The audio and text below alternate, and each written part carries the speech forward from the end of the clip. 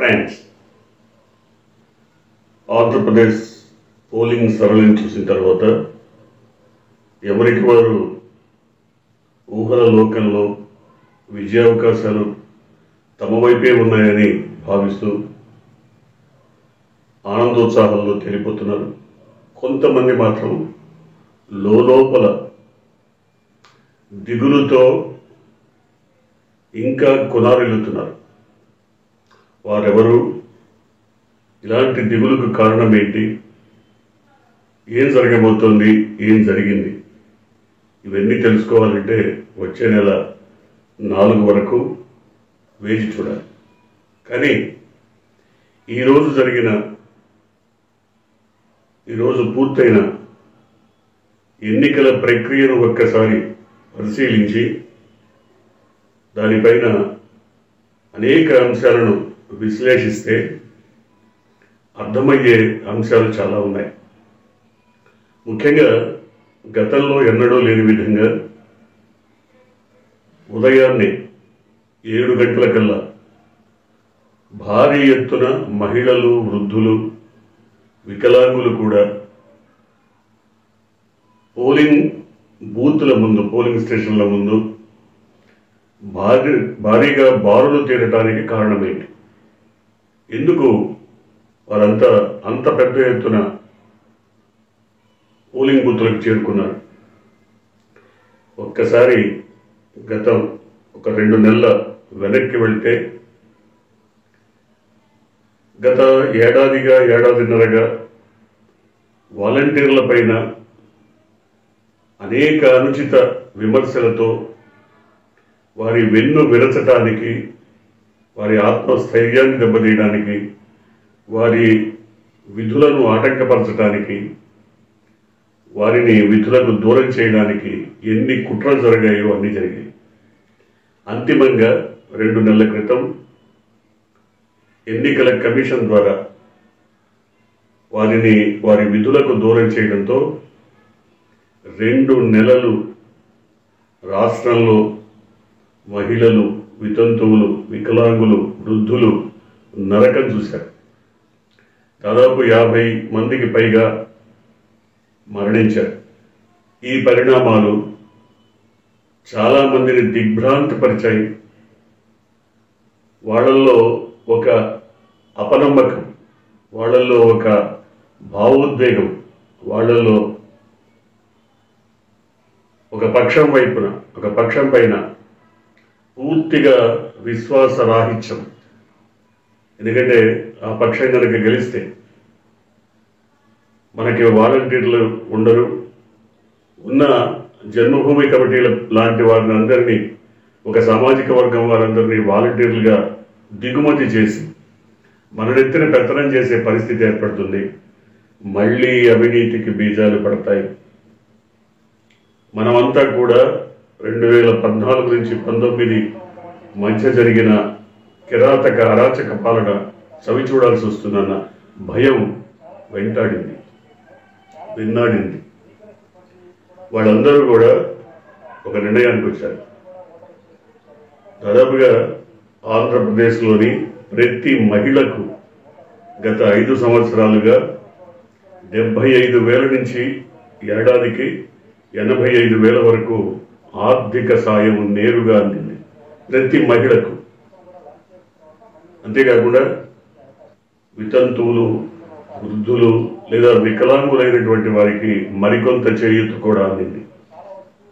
So వీరందరూ కూడా ఈ 5 ఏళ్లుగా సూర్యోదయానికి ముందే తమ తలుపు తట్టి నెల జీతంలా తమ చేతుల్లో పెట్టే సొమ్ము కోసం పరితపించిపోయారు, ఎదురు చూశారు. వారందరి ఆక్రందన, వారందరి ఆవేశం కట్టలు తెంచుకున్న నేపథ్యంలో వాలంటీర్లు చాలా మంది 60,000కు పైగా, 60-70,000కు పైగా రాజీనామాలు చేసి నేరుగా ఈ వృద్ధులను, వికలాంగులను, మహిళలను పోలింగ్ స్టేషన్ల వద్దకు చేర్చడంలో కీలక పాత్ర వహించారు. ఇది నిశ్శబ్ద విప్లవం. నిశ్శబ్దంగా బయటికి తెలియకుండా జరిగినటువంటి కార్యక్రమం. ఈ పార్టీ ఆదేశిస్తే కాదు, పార్టీ బాధ్యతగా కాదు, వారికి జరిగిన అన్యాయం, వారిపైన మోపిన నిందలు, వారిపైన అనేక రకాల విమర్శలు, వీటన్నిటి ఫలితంగా దాదాపుగా 60-70 వేలకు పైగా వాలంటీర్లు సూర్యోదయాన్ని తమ కార్యక్రమం ప్రారంభించి మహిళలు, వృద్ధులు, వికలాంగులు అనేక మందిని పోలింగ్ స్టేషన్లకి తరలించారు. తత్ఫలితంగా లబ్ధిదారులు ఎవరైతే ఉన్నారో వారికి ఈ వాలంటీర్లకి మధ్య ఉన్నటువంటి అవినాభావ సంబంధం వారిని పోలింగ్ స్టేషన్ల దాకా తీసుకొచ్చింది.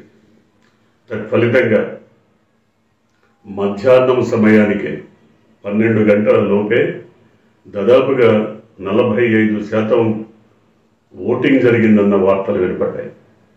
అంటే స్థూలంగా ఉదయం నుంచి జరిగిన పోలింగ్ అంతా కూడా ఏకపక్షంగా జరిగిందా, ఒక పక్షం వైపు మొగ్గు చూపారా అని దాదాపుగా అన్ని పక్షాలు, అన్ని రాజకీయ పక్షాలకి అర్థమైపోయింది.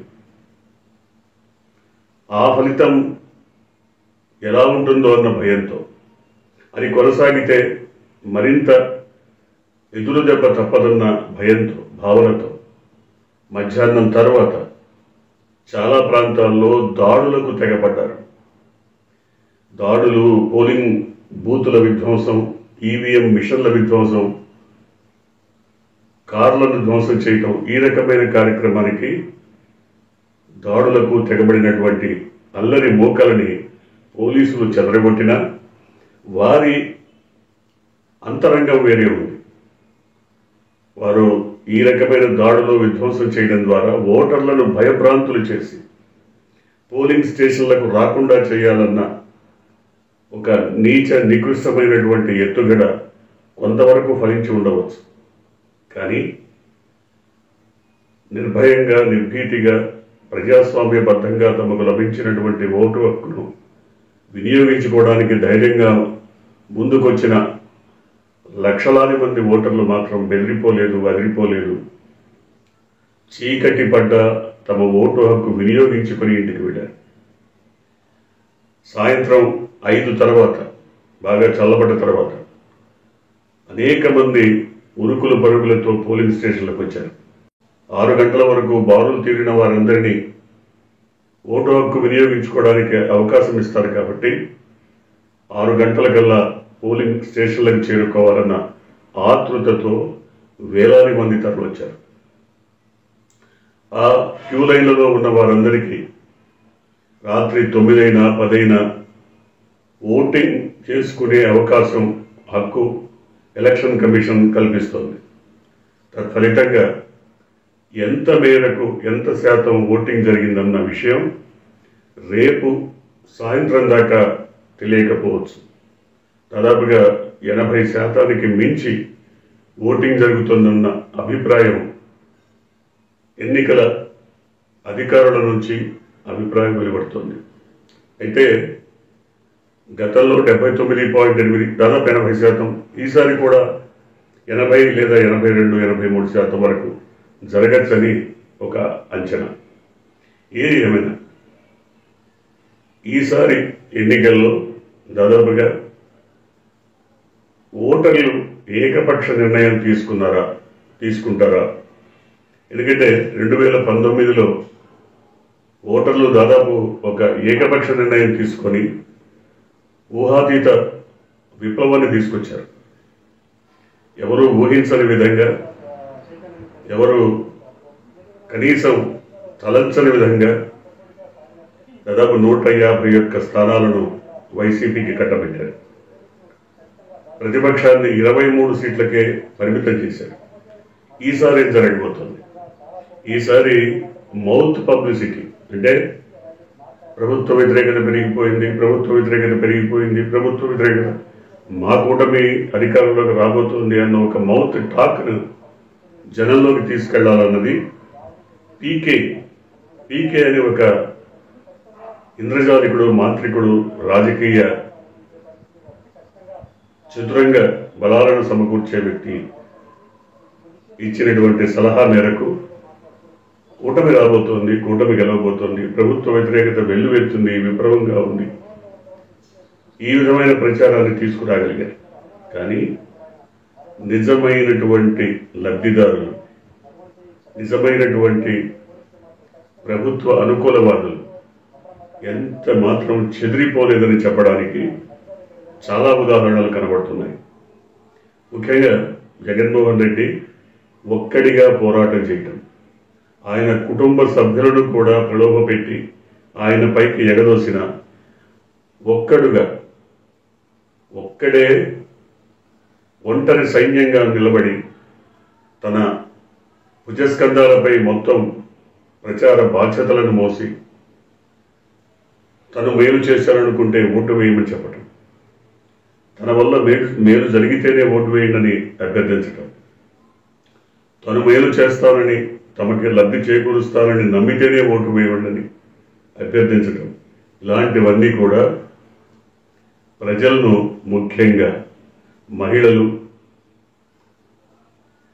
దిగువ మధ్యతరగతి వాళ్ళు, వృద్ధులు, వికలాంగులు, ఇలాంటి వారంతా దాదాపుగా ఆయన పక్షాన నిలబడ్డట్టుగానే కనబడింది.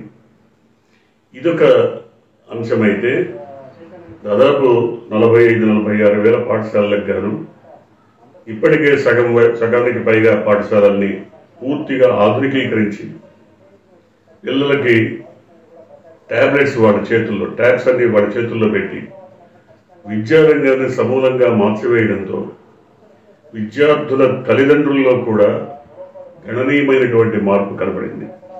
అంటే వారు ఏ పార్టీకి చెందిన వారైనా, వారు ఏ రాజకీయ పక్షానికి అనుకూలులైనా, ఈ విద్యా వ్యవస్థలో తీసుకొచ్చిన మౌలిక మార్పు, వైద్య రంగంలో తీసుకొచ్చిన మౌలిక మార్పు, వైద్య రంగంలో దాదాపు ఆరోగ్యశ్రీ కింద 25 లక్షల రూపాయల వరకు పేదలు, బడుగు, బలహీన వర్గాలు వైట్ కార్డు హోల్డర్స్కి అందించడం ద్వారా చాలామంది లబ్ధి పొందారు.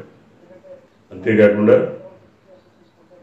ఇంటింటికి డాక్టర్ వెళ్ళి వాళ్ళ స్థితిగతులు తెలుసుకొని వైద్యం అందించే ఒక ప్రక్రియకు శ్రీకారం చుట్టారు జగన్మోహన్ రెడ్డి. ఈ ప్రయోగం కూడా చాలా ఆకట్టుకుంది. ఇలాగే రకరకాల, అంటే ప్రతి ఇంటికి, ప్రతి మనిషికి నేరుగా ఏదో ఒక మేలు జరిగేలా ఆయన పథక రచన చేయడం వల్ల వారంతా కూడా ఎక్కడొక్కడ అంతరంగంలో జగన్మోహన్ రెడ్డి మేలు చేశాడన్న భావన మెదిలితే చాలు, చివరి క్షణంలో పోలింగ్ బూత్లో ఓటు వెయ్యబోయే సమయంలో అయినా నిర్ణయం మారిపోవచ్చు. అది జగన్మోహన్ రెడ్డి వైపు మొగ్గు చూపొచ్చు అన్న భావన వైసీపీ వర్గాల్లో ఉంది. కానీ మరోపక్క ప్రతిపక్షం కూడా గట్టిగానే ఈసారి తాము గెలుస్తామని, తాము గెలవబోతున్నామని ఒక మౌత్ టాక్ని ప్రజల్లోకి తీసుకెళ్లడం ద్వారా ప్రజల్లో కొంత గందరగోళం, అయోమయం సృష్టించడంలో నిజంగానే విజయవంతం అయింది. అదేవిధంగా బీజేపీతో పొత్తు పెట్టుకోవడం వెనుక ఉన్న లక్ష్యం కూడా దాదాపుగా నెరవేరింది. అనేక మంది అధికారులను, సిబ్బందిని రేపు ఎల్లుండి ఎన్నికలనగా 1-2 రోజుల ముందు కూడా భారీగా మార్పులు చేర్పులు చేయడం గతంలో ఎన్నడూ జరగలేదు. కానీ ఈసారి జరిగింది. అంతేకాకుండా ఒక పార్టీ కార్యాలయం నుంచి, తెలుగుదేశం కార్యాలయం నుంచి అధికారులందరికీ, కలెక్టర్లకు కానీ, డిఐజీలకు కానీ, ఎస్పీలకు కానీ ఫోన్లు చేసి వాళ్ళని బెదిరించి, వాళ్ళకి రకరకాలుగా రేపు మా ప్రభుత్వం రాబోతోంది, మీ పేర్లు ఎర్రబుక్కులో ఎక్కాయి, మీ అంత చూస్తామని బెదిరించి రకరకాలుగా తమ అనుకూలమైనటువంటి సిబ్బందిని వేయించుకోవటం, తమకు కావలసినటువంటి మార్పులు చేర్పులు చేయించుకోవడం జరిగిందని వైసీపీ తీవ్రంగా విమర్శిస్తోంది. ఏది ఏమైనా ఇవాళ జరిగినటువంటి ఎన్నికల్లో ఫలితాలు ఏ విధంగా ఉంటాయి అన్న అంశానికి మరొక అంశం కూడా కీలకమైంది. బీసీలకు పెద్దపీట వేసి జనరల్ స్థానాల్లో కూడా బీసీలను అభ్యర్థులుగా నిలబెట్టి ఒక సోషల్ ఇంజనీరింగ్ చేసినటువంటి జగన్మోహన్ రెడ్డి ఆ మేరకు సక్సెస్ అయ్యారని వార్తలు వినపడుతున్నాయి. ఉదాహరణకి నర్సరావుపేట ఎంపీ స్థానం ఇది జనరల్ సీటే, కానీ అక్కడ ఒక బీసీకి టికెట్ ఇచ్చి మొత్తం 7 నియోజకవర్గాలు, ఆ పార్లమెంటరీ నియోజకవర్గ పరిధిలో ఉన్న 7 అసెంబ్లీ నియోజకవర్గాల్లోని బీసీలందరినీ ఏకం చేయడంలో ఆయన సఫలీకృతమయ్యారు. అలాగే గుంటూరులో కూడా ఒక కాపు అభ్యర్థికి టికెట్ ఇచ్చి ఆ జిల్లాలో ఉన్నటువంటి ఆ పార్లమెంటరీ నియోజకవర్గంలో ఉన్నటువంటి బీసీలు, ఎస్సీలు, ఎస్టీలు, కాపులు వీరందరినీ ఏకం చేయడంలో సఫలీకృతమయ్యారు. ఇట్లా రకరకాల ప్రయోగాలు, స్ట్రాటజీస్, ఎత్తుగడలు, వ్యూహాలతో జగన్మోహన్ రెడ్డి తనదైన శైలిలో ఈ ఎన్నికలకు వ్యూహరచన చేశారు. వీటన్నిటి ఫలితాలని మనం వచ్చే నెల 4వ తారీఖున చూడబోతున్నాం.